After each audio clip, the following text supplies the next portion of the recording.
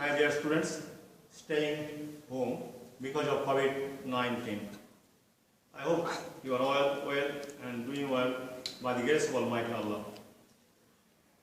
Because of COVID-19, our normal activities, routine works have been disrupted, so we have restructured our class and routine class work through online through the year. Today, we are going to read a first paper, English first paper, our textbook. We have a small but a heavy, difficult textbook for intermediate first year and second year. Today, we are going to read Unit 1, Lesson 1, the first lesson of the textbook. The first lesson is Unforgettable History, the Unforgettable History. Unit 1, Lesson 1. This is about the historic speech of Bangabandhu Sheikh Mujibur Rahman. He delivered the speech 7 March 1971 after the election of 1970.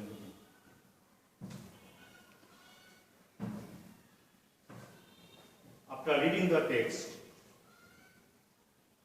we will able to answer the questions. Here we get 4 questions at the starting of the text. What do you know about Sheikh Mujibur Rahman? Where is he giving the speech? What is the significance of the speech? Have you ever heard the speech? Where? So I hope you have already purchased or got one textbook, because without textbook we cannot go forward, we cannot conduct our classes regularly. After reading the textbook, we will have known about Sheikh Mujibur Rahman, the historic speech, significance of the speech, and public addressing system. And we will know some new vocabulary, new words, and we will know simple past tense. This speech, most of the sentences are in past simple tense. So this is our first class and new class.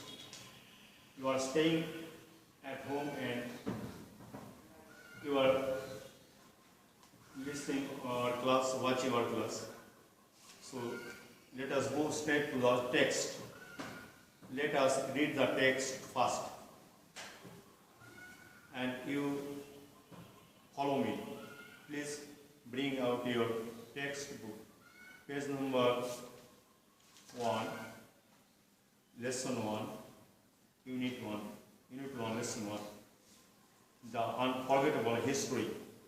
My dear brothers, I stand before you today with a heart overflowing with grief.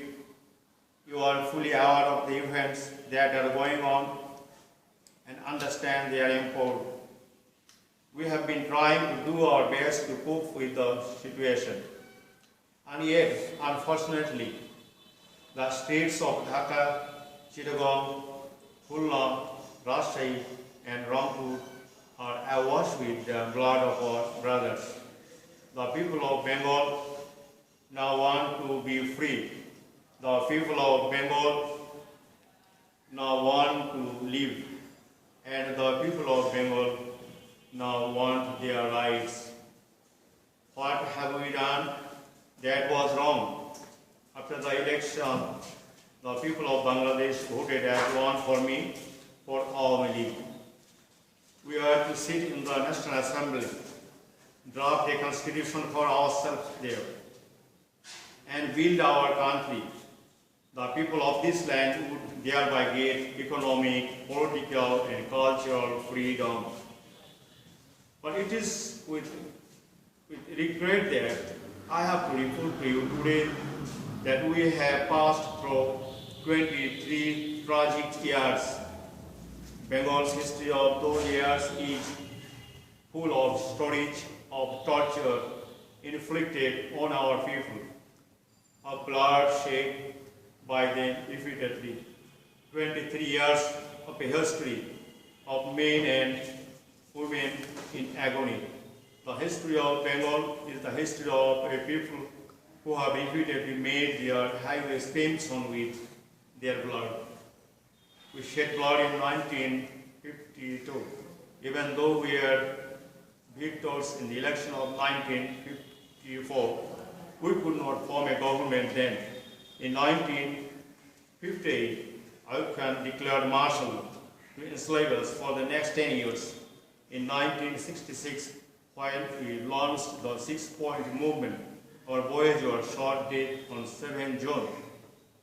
While after the movement of 1969, Ayub Khan fell from power. Yahya Khan assumed the reins of the government. He declared that he would give us constitution and restore democracy. We listened to him then. A lot has happened since the elections have taken place. Please, we are not going further. We have already gone through 3 short paragraphs, number 1, 2, and 3. The first paragraph, we see that Bangabandhu is in a tense mood. He's in a despondence. He's in despondence. He's in a mood of frustration because his heart is overflowing with grief. He's going to decide something. He's going to give some direction to the people because there was a vast gathering and he was delivering his speech before a vast gathering on 7 March 1971. Bangabandhu and his party were trying their best, trying to stop bloodshed, trying to fight against the ruling junta. Bangabandhu was trying to avoid bloodshed, but in spite of his best endeavor, he could not. The people of Bangladesh are not free from bloodshed. The states of Dhaka, Rajshahi, Chittagong, Rangpur, everywhere in Bangladesh, there are bloodsheds. People of Bangladesh shedding blood because of their freedom, because of their emancipation, because of their rights and because of democracy. In the second paragraph, Bangabandhu tried to recall the past, the behavior, the nature, the behavior, the activities, the atrocities of Pakistani rulers. The people of Bangladesh did not do any wrong. The people of Bangladesh voted for Awami League. The people of Bangladesh voted for Sheikh Mujibur Rahman because after victory, after election, the people of Bangladesh, they would make a constitution and they will make the build up their country. They will contribute to build up their country and they will have their autonomy or autonomous entity. Thus they will get economic, political, cultural emancipation. But it is a matter of great regret that Bangabandhu hinted out that in spite of their landslide victory, the ruling party was unwilling to hand over power to Bangabandhu.